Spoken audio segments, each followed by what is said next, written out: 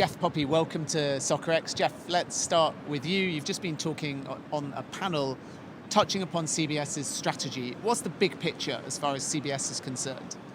Big picture for us is growing and engaging young audiences, specifically soccer fans in the U.S., which skew young. The demographic for the U.S. soccer fan is particularly young, uniquely diverse among American sports.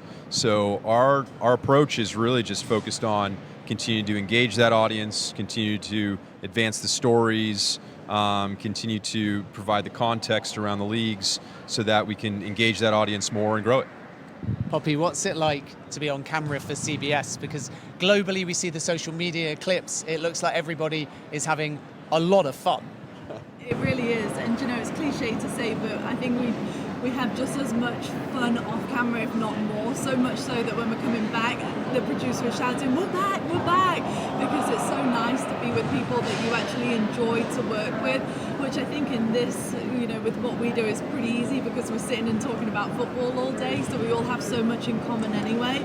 But I think one of the things that CBS has done so well across every show that they have is find such a good group, and I think every group you can tell that the chemistry just translates so well off camera. And even for our Serie A coverage, I give the boys a hard time during the show, but they're like my big brothers, so it really is nice. And after the show, when we sit back and we're watching the football and we're just chatting, you just think, we always joke saying, well, there's a lot worse things that we could be doing right now than sitting here with us, but it's really nice. And I think that's one of the special things about what we're doing in particular, is just getting to talk about football, getting to share our love for the game with those at home.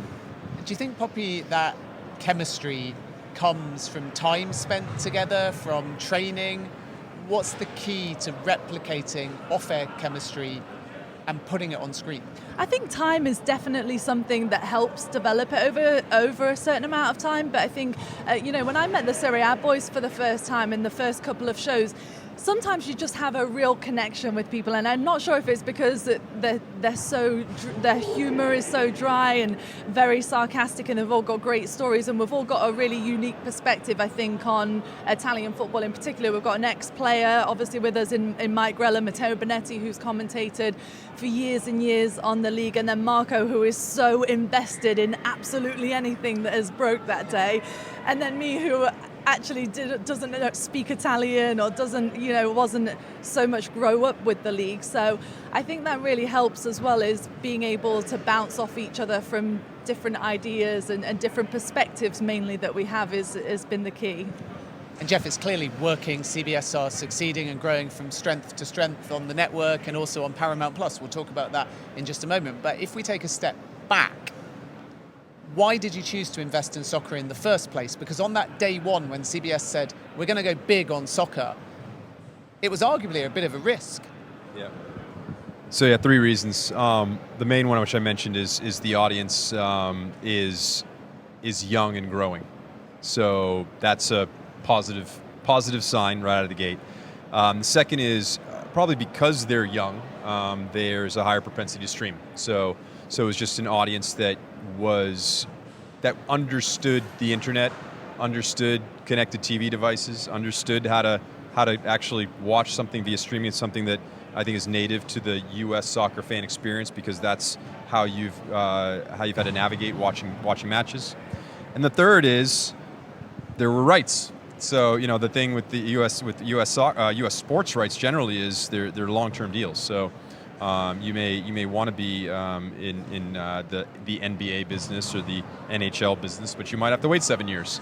So in this case, there were rights, and at the time, Champions League rights, which we viewed as the kind of the top of the top in terms of rights for us, and we thought that fit the CBS Sports brand, which is major events, Super Bowl, March Madness, the SEC, the Masters, right? The best of the best. We thought it fit everything. So it was the right fit for CBS Sports because of that specific property, and the audiences in terms of a strategy that was focused in on streaming growth specifically. The audience was a perfect bullseye fit.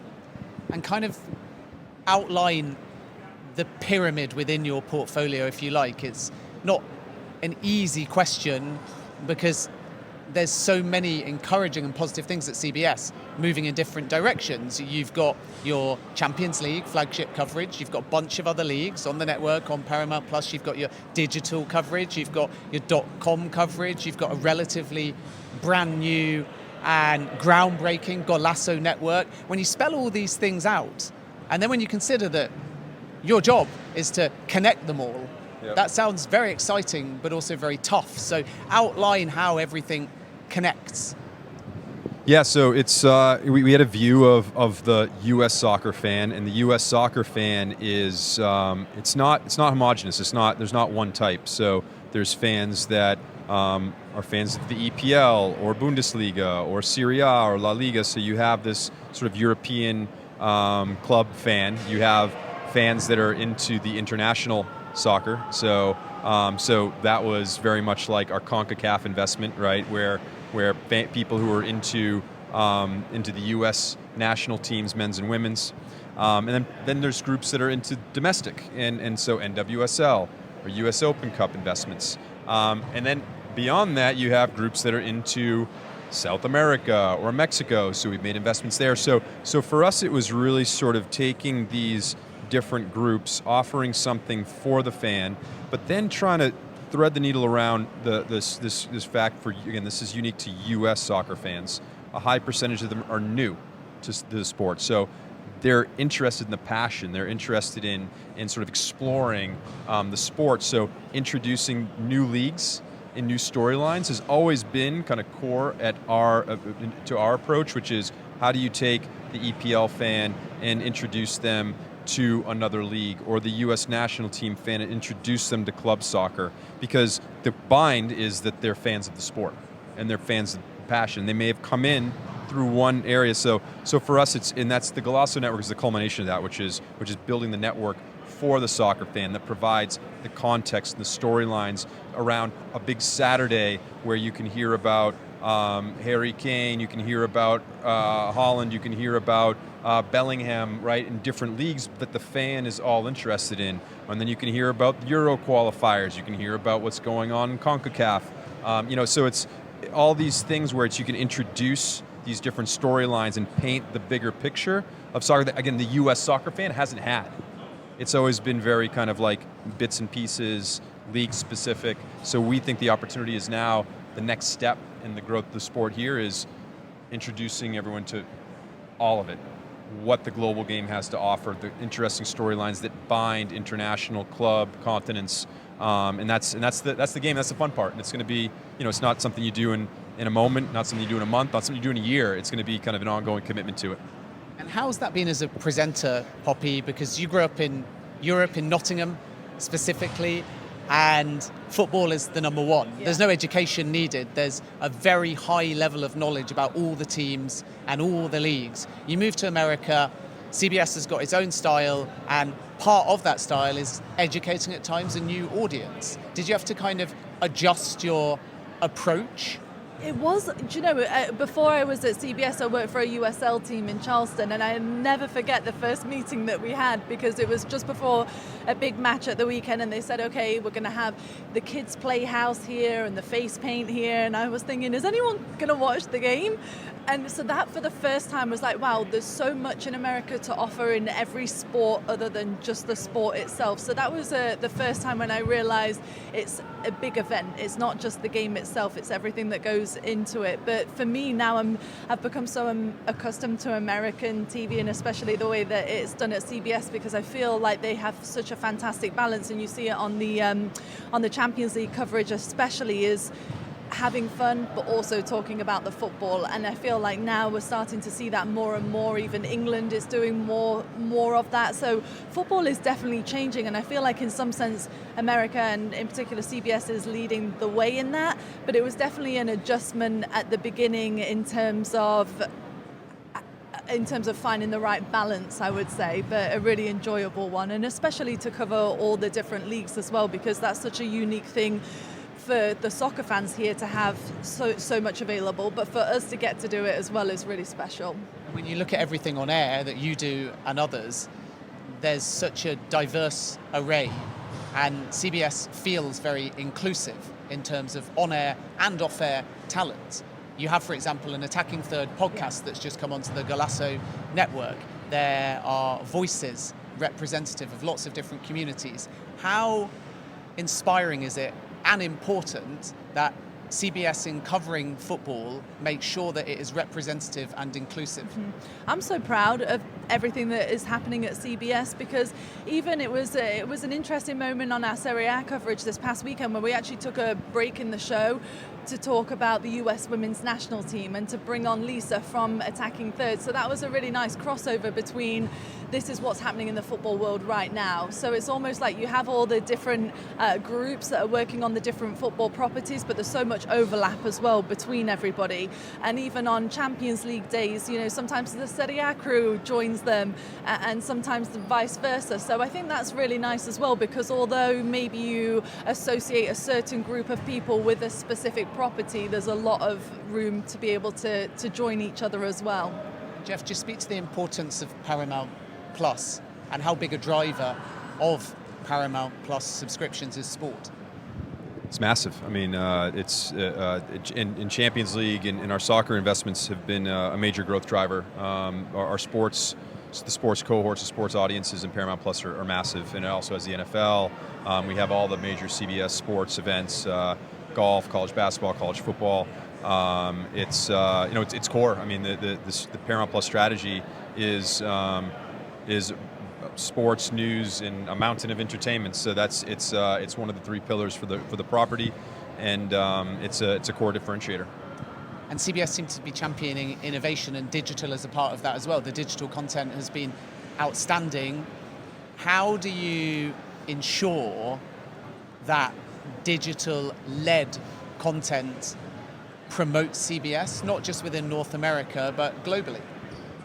Well, it's a fine line. I think it's our social strategy has been effective because it's not marketing kind of on the nose, but it's about relationship building. It's about connecting with audiences. It's a massively important top of the funnel driver for the business. But you have to cultivate the audiences. You have to be authentic. You have to be engaging. You have to be of the moment. You have to be striking the right notes. You have to be thinking about, you mentioned diversity, like we're talking to a young, diverse audience. So the representation and the types of content we create is focused on that. It means sometimes it's not for everyone, but that's okay, because we're looking for people who subscribe to Paramount Plus, who fit the demographic. And that's, it's just, we have to be focused on what the audience is today and what the audience will be tomorrow. And then, then once you have that and you have those relationships, it sells a lot easier. It's hard to get someone to fork down their credit card and commit to a monthly payment in a world where there's lots of subscriptions, lots of media options. You have to be respectful of the audience. You have to put the time in to build a relationship. And that was the theory, that was the hypothesis, and it's definitely proven out. Just a final couple of questions. Poppy, who inspires you within the CBS family? No doubt, on or off camera, there's a range of people that you have learned from. Kate Abdo is one example, one of CBS's flagship presenters who's now exclusive to the network. Who, when you come into work, do you think, wow, I can't believe I'm working alongside them? Well, I definitely think that when I watch the Champions League crew with Kate and the boys, because obviously she's fantastic in what she does, and really being able to pull out the best from people and to hear all of their stories. I think every time any of them start speaking, you just want to listen into what they have to say. But, in particular, obviously I'm very biased, but I love working with the Serie A crew, because it's interesting to hear their experiences. And one thing that I really appreciate about the television that is on is how honest they are. I think I said to even Mike Grella this past weekend, every time you tell a story, it's a bad one. You've got a sad ending to it. And I think, that's so refreshing to be able to listen to and to watch, because not many people are willing to share stories and to be able to relate to so many different leagues as well. So I'm inspired in some ways by them being so authentic to themselves, and obviously they grew up watching the Serie A all of their lives, but the way that they're able to communicate with others and to make them feel like they could be a part of everything too was really nice. And we did a live show in Boston, and it was nice to even watch the boys talking to everybody that was there, because not often we're in the studio most of the time. So to see people being able to come up and say, oh, I love this story, I love when you had done this, that was a really nice moment. But yeah, it's nice to work with the different groups. And Jeff, CBS will also be going on the road again. You did an event called Destination Brooklyn. It's now going to be followed up by one called Destination Miami. Give me the details.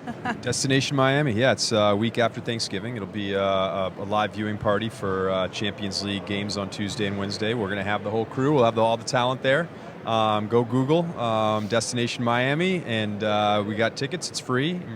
Though you're Googling it now, maybe you have to be on the waiting list, but that's all right. Yeah. We'll welcome you. But no, it's a chance for us to build community. Like I said, continue the outreach, continue to make it tangible for our fans, give something back, get to share in the experience with them, and again, all towards building like meaningful relationships with soccer fans and building that connection that is core to our strategy to grow the business.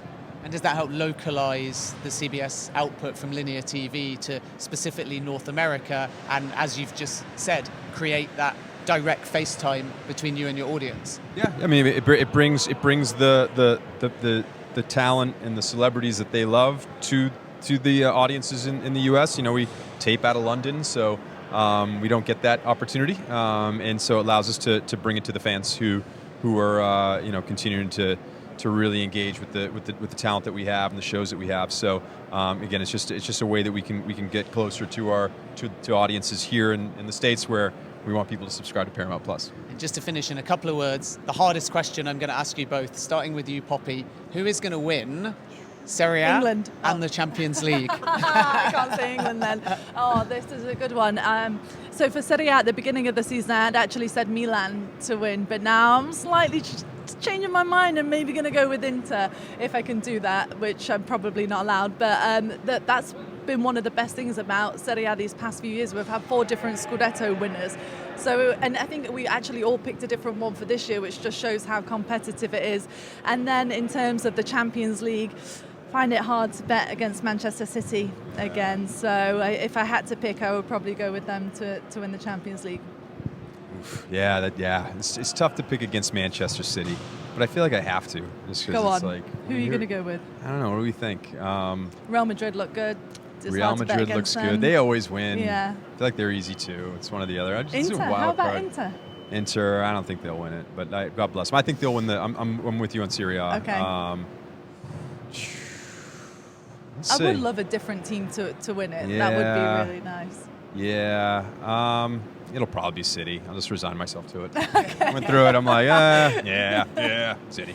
They look so good, They're don't so they? Good. It's They're so good. so good. It's great. It's fun. Yeah. to Bayern watch. Munich, maybe actually. I think maybe that would be a fun story. Yeah. That would be a fun story. I would story. love that for Harry Kane from an English perspective. Jude if it's Real Madrid, Harry if it's Bayern Munich. Yeah. So maybe I'll go with one of them. Yeah. City. All right. All of that thinking, and it's always still Manchester City. Well, listen, Jeff, Poppy, thank you very much for your time. Look forward to seeing CBS grow. Keep up the good work. Thanks Ben. so much. Appreciate Thanks, it. Ben.